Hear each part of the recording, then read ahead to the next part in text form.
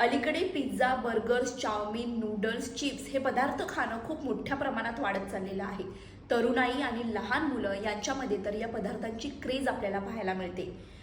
आजकाल फास्ट फूडला आपण जितकं प्राधान्य देतो तेच फास्ट फूड आपल्याला आतून इतकं पोखरतंय याचा अंदाजही कुणी लावला नसेल. आता मी हे सगळं का सांगते तर उत्तर प्रदेशमधल्या अमरोहामधून एक धक्कादायक बातमी समोर आली जी आई वडिलांना आणि तरुणाईला हादरवून टाकणारी आहे.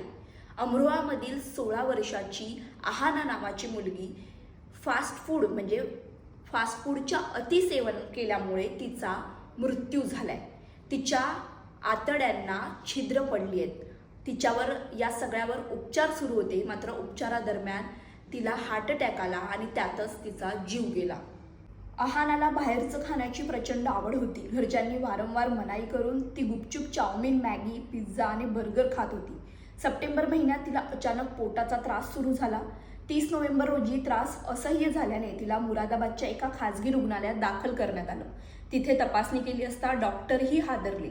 जंक फूडच्या अतिसेवनामुळे आहानाच्या आतड्या एकमेकांना चिकटल्या होत्या आणि त्यात छिद्र पडलं होते. गंभीर संसर्गामुळे तिची प्रकृती खालावली होती. 30 नोव्हेंबर रोजी आहानाच्या आतड्यांचं ऑपरेशन यशस्वी झालं, तर 10 दिवसानंतर तिला डिस्चार्जही मिळाला होता.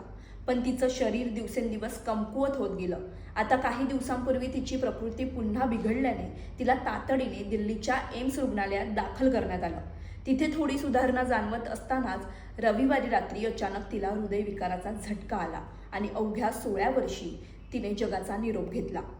आहानाच्या उपचारादरम्यान डॉक्टरांनी स्पष्ट केलं की मैद्याचे पदार्थ हे लहान मुलांसाठी पचायला जड असतात आणि जर याचा अतिसेवन म्हणजे जर रोज तुम्ही लहान मुलांना असे पदार्थ खाऊ घालत असाल तर आत्ताच तुम्हाला थांबण्याची गरज आहे. हा तुमच्यासाठी इशारा आहे. आहानाची ही बातमी केवळ बातमी नसून तुमच्यासाठी खूप मोठा इशारा आहे.